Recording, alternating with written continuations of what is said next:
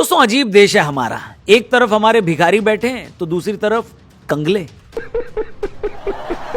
जी हां, भारत ने 17 दिसंबर 2025 को बांग्लादेश के हाई कमिश्नर मोहम्मद रियाज हमीदुल्लाह को विदेश मंत्रालय में तलब किया। यह कदम ढाका में भारतीय हाई कमीशन की सिक्योरिटी को खतरे की जानकारी मिलने के बाद उठाया गया, जहां एक्सट्रीमिस्ट एलिमेंट्स ने उन पर हमले की प्लानिंग की थी। एक पूरी भीड़ ही हाई कमिश्नर के घर की तरफ भाग रही थी। अब सवाल यह है कि बांग्लादेशियों ने आखिर किसकी शह पर पजामे से ज्यादा बड़ी रेस लगाने की ठानी है, बताओ।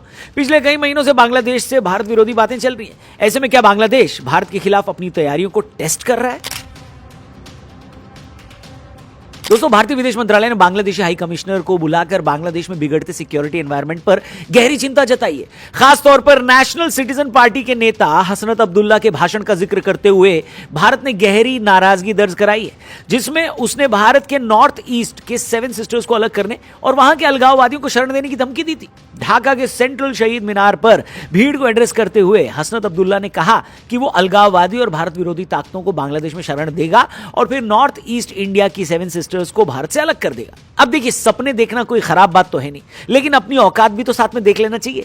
इसी बात पर किसी सज्जन ने क्या खूब कहा है, क्या औकात में भारत के विदेश मंत्रालय ने एक्सट्रीमिस्ट एलिमेंट्स द्वारा ढाका में भारतीय हाई कमीशन के पास इनसिक्योरिटी पैदा करने की प्लानिंग को भी बांग्लादेशी हाई कमिश्नर के सामने रखा। अब बांग्लादेश के साथ भारत की बढ़ती तनातनी यूं ही नहीं है। सबसे पहले ढाका की इंटरिम गवर्नमेंट ने भारतीय हाई कमिश्नर को तलब कर भारत पर आरोप लगाया कि वो बांग्लादेश से भागी पूर्व प्रधानमंत्री शेख हसीना और उनके सपोर्टर्स को अपनी जमीन से बांग्लादेश के चुनाव अनस्टेबल करने में मदद कर रहा है और उन्हें टेररिस्ट एक्टिविटीज के लिए पनाह दे रहा है। इसके तुरंत बाद नेशनल सिटीजन पार्टी के नेता हसनत अब्दुल्ला ने भारत को तोड़ने की बात कह दी। भाई साहब,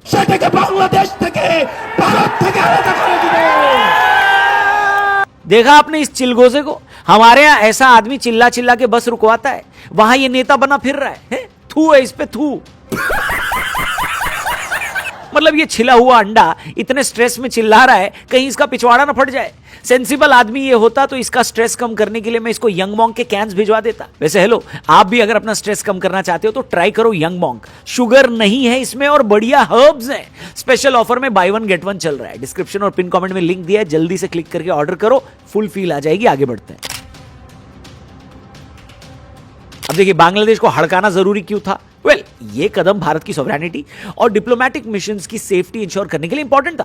बांग्लादेश में पॉलिटिकल इंस्टेबिलिटी के बाद एक्सट्रीमिस्ट एक्टिविटीज बढ़ी हैं। समन से भारत ने साफ संदेश दिया है कि वो ढाका की ओर से भारत विरोधी बयानों और कार्रवाइयों को बर्दाश्त नहीं करेगा। साथ ही ये बांग्लादेश को यह बताने का तरीका भी था जो सरदार खान ने मंत्री जी को पुलिस स्टेशन में समझाया था। क्या? आड़ चाहे जितना बड़ा हो जाए, लाड़ के नीचे ही रहता है। पिछले कई महीनों से बांग्लादेश ने भारत को उकसाने की कोशिशें की। हसनत अब्दुल्ला का ढाका में भारत को तोड़ने वाला बयान भारत के लिए बहुत ही सीरियस कंसर्न रेज करता है। यह बयान भारत के लिए गंभीर सुरक्षा का खतरा है, क्योंकि हिस्टोरिकली बांग्लादेश ने नॉर्थ ईस्ट एक्सट्रीमिस्ट को अपने देश में जगह दी है। जैसे उलेफा और बाकी ग्रुप्स को बांग्लादेश की तरफ से अपनी जमीन में शरण दी गई थी। इसके अलावा जमात उल मुजाहिदीन बांग्लादेश जैसे ग्रुप्स की बढ़ती एक्टिव ऑपरेशन और पाकिस्तान से हथियारों की तस्करी की संभावना भी भारत के बॉर्डर्स पर टेंशन बढ़ाती है। पिछले कुछ दिनों में बांग्लादेश ने भारत के खिलाफ जिस तरह लगातार उकसावे की राजनीति की है, उसमें पीएम मोदी को भी निशाना बनाया गया। ढाका यूनिवर्सिटी में एक स्टूडेंट ग्रुप ने पीएम मोदी का पुतला भी जलाया, यह कहते हुए कि भारत ने बांग्लादेश के विजय दिवस को इंडिया की जीत बताकर उसकी छवि खराब की है और 17 साल की इंडिया बैक्ड मिसरूल को सपोर्ट किया है। वहीं बांग्लादेश में कट्टर इस्लामिक जिहाद लगातार बढ़ रहा है। दोस्तों, अभी ढाका में बैठे इंडियन हाई कमिश्नर की तरफ एक भीड़ तेजी से बढ़ रही थी। इसी बीच इस भीड़ को लीड कर रहे रशीद प्रधान ने न सिर्फ अपने भाषण में भारतीयों को धमकाया, बल्कि भारत को खुला चैलेंज दिया था। मतलब 5G के जमाने में ये 2G सिम वाला आदमी धमकी देते हुए बोल उठा कि अभी तो हम यहीं रुक गए हैं, लेकिन जल्द ही अगली बार ढाका में इंडियन हाई कमिश्नर के दफ्तर में भी घुस जाएंगे। भारत बंगाल में अपनी डोमिनेंस को बरकरार नहीं रख पाएगा। अब ऐसे छिले अंडों को कौन बताए कि जब ये लोग निकले भी नहीं थे, तब आपके पापा लोगों को बचाने के लिए हम ही पहुंचे थे।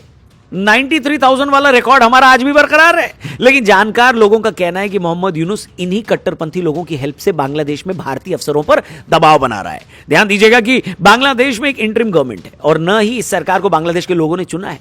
इतने सालों में बांग्लादेश ने अभी तक अपना आम चुनाव नहीं कराया। वैसे इनके बाप लोगों को भी पता है कि अगर भारत ने जवाब देना शुरू किया तो ऐसे चूजे दोबारा अपने अंडों में घुस जाएंगे। लेकिन क्या है ना कि ग्लोबल प्लेटफॉर्म पर कई चीजें चुप रहकर भी की जाती हैं। बस इसी का फायदा ऐसे छछूंदर उठाते हैं।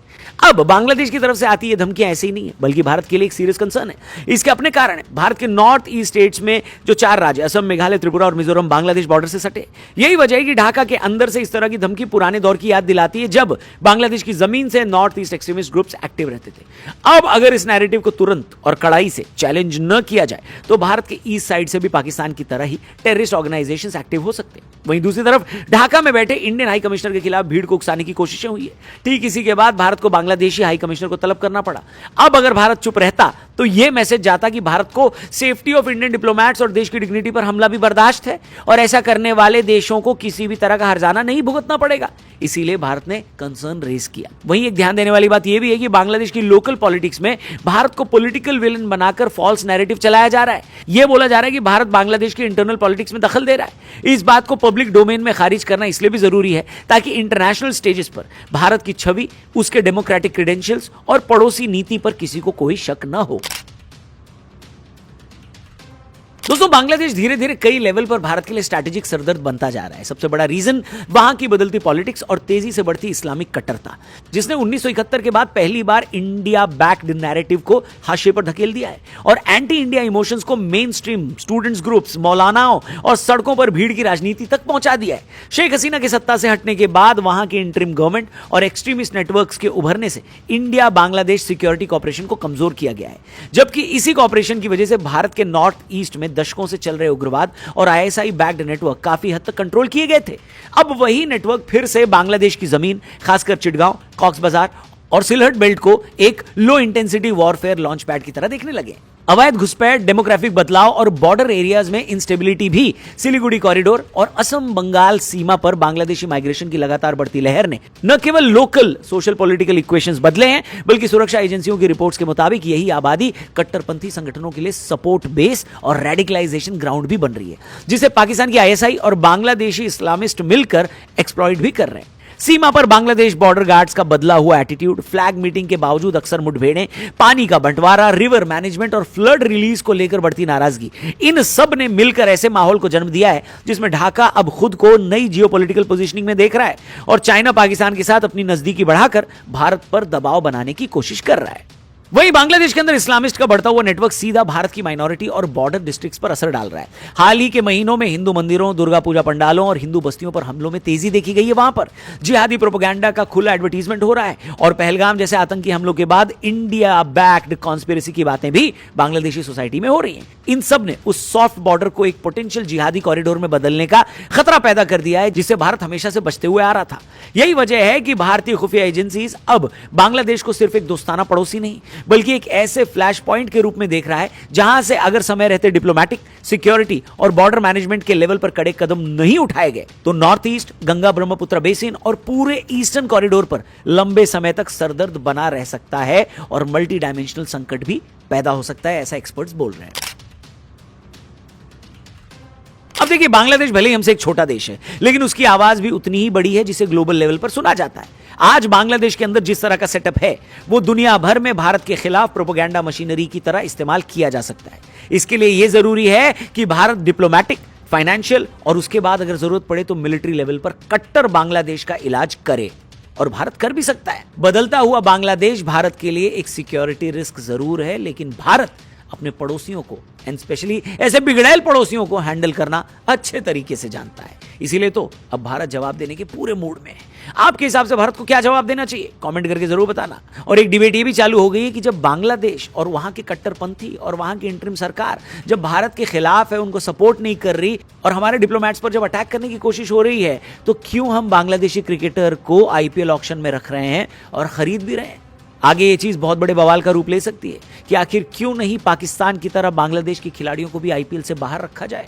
क्यों ऐसे देश को जो भारत का दुश्मन बनने की पूरी कोशिश कर रहा है या भारत के दुश्मनों के साथ मिलकर भारत को तोड़ने की कोशिश कर रहा है, ऐसे देश के खिलाड़ियों को आखिर क्यों हमारे देश की इतनी बड़ी लीग में हिस्सा दिया जा रहा है। ये सवाल लोग पूछ रहे हैं, आप इस पर क्या सोचते हैं कमेंट करके जरूर बताना। वीडियो पसंद आई हो तो इसे अपने दोस्तों से शेयर करके चैनल को सब्सक्राइब करना, और अगर अपनी लाइफ में आप स्ट्रेस को कम करना चाहते हैं तो यंग मॉन्क जरूर ट्राई करना। By one get one offer चल रहा है, फुल फील आ जाएगी, डिस्क्रिप्शन में पिन कमेंट में लिंक दिया है, उस पर क्लिक करके इसे जरूर ऑर्डर करें, ट्राई करें। जल्दी मिलते हैं, जय हिंद।